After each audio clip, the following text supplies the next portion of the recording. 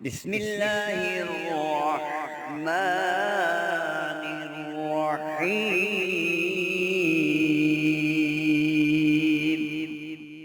نحمده ونصلي على رسوله الكريم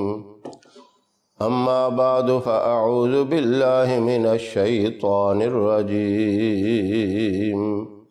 بسم اللہ الرحمن الرحیم۔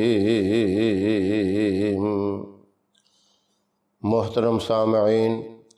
السلام علیکم ورحمۃ اللہ وبرکاتہ۔ رمضان المبارک کا آخری عشرہ اور اس کی طاق راتیں بہت ہی فضیلت والی راتیں ہیں۔ آخری عشرے کے بارے میں آپ صلی اللہ علیہ وسلم نے فرمایا وَآخِرُهُ عِتْقٌ مِّنَ النَّارِ، یہ آخری عشرہ جہنم سے آزادی کا عشرہ ہے، اور اس کی طاق راتیں اس لیے فضیلت والی ہیں کہ اس میں لیلۃ القدر کا آپ نے اشارہ فرمایا کہ ان راتوں میں لیلۃ القدر کی تلاش کرو، راتوں کو عبادت کرو، جاگو،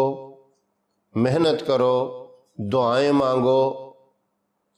اور اس میں عبادت کا کوئی مخصوص طریقہ آپ صلی اللہ علیہ وسلم نے نہیں بتایا،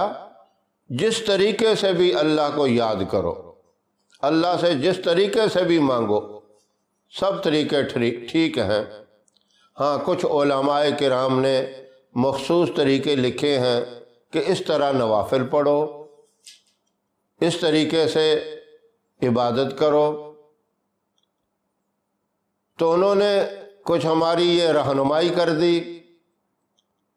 ہمارے لیے یہ سہولت کر دی۔ کئی بندے مطمئن نہیں ہوتے کہ ہمیں کوئی پتہ نہیں کیا کرے، تو اس لیے علماء کی یہ بتائی ہوئی باتیں اور اللہ والوں کی آزمائی ہوئی باتوں کے اندر فائدہ اور کامیابی ہے۔ تو علماء نے ایک یہ طریقہ لکھا ہے کہ 21ویں جو رات ہے آخری عشرے میں، اس میں 2 رکعت نماز نفل ادا کریں، اور وہ اس طرح پہلی رکعت میں سورہ فاتحہ کے بعد 3 مرتبہ آیت الکرسی پڑھیں۔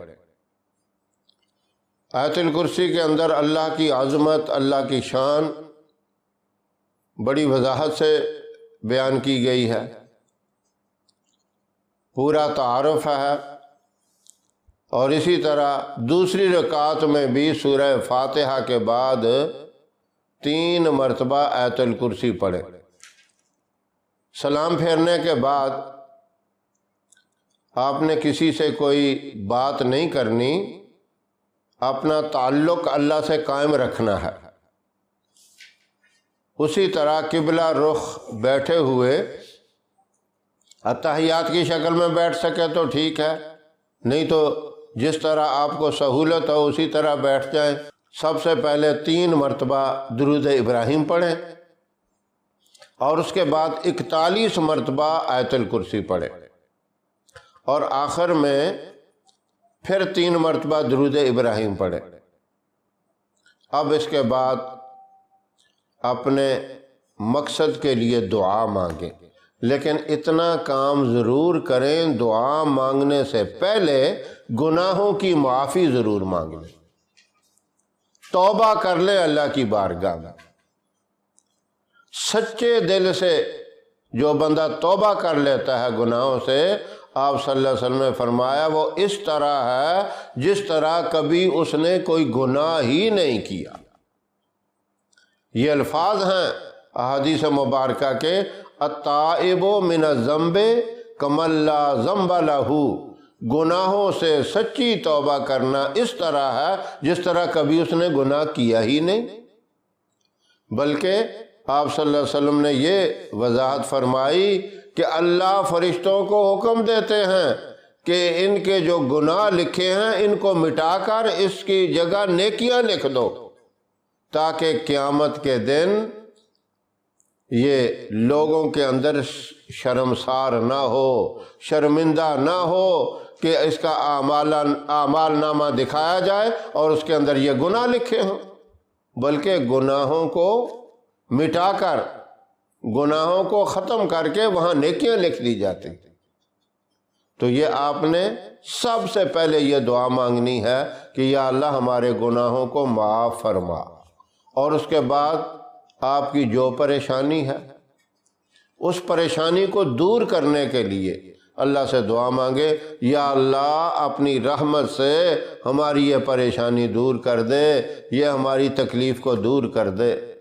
اصل یہ وظیفہ اور یہ نفل اور آیت الکرسی کا پڑھنا پریشانیوں کو دور کرنے کے لیے ہے،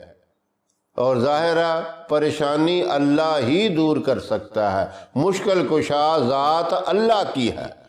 اس مشکل کے حل کے لیے، اس کی مشکل کشائی کے لیے اللہ کی بارگاہ میں درخواست کرنی ہے۔ تو انشاءاللہ اتنے اہتمام کے ساتھ اس مبارک رات میں اسی ترتیب سے نفل پڑھ کے اور اسی طرح آیت الکرسی پڑھ کے آپ جو دعا مانگیں گے اس دعا کی قبولیت میں کوئی شک نہیں ہے، وہ آپ کی دعا قبول ہوگی، اور بلکہ اللہ اپنی نورانی مخلوق ملائکۃ المقربین کے اندر یہ کہیں گے اس بندے نے توبہ کی ہے، معافی مانگی ہے، میں نے اس کو بخش دیا، میں نے اس کو معاف کر دیا، اور اس کی جو ضرورت تھی اس نے جائز طریقے سے دعا مانگی ہے، میں اس کی ضرورت کو بھی پوری کرتا ہوں، لیکن ناجائز کاموں کے لیے دعا نہیں مانگنی، جائز کام کے لیے دعا مانگیں گے انشاءاللہ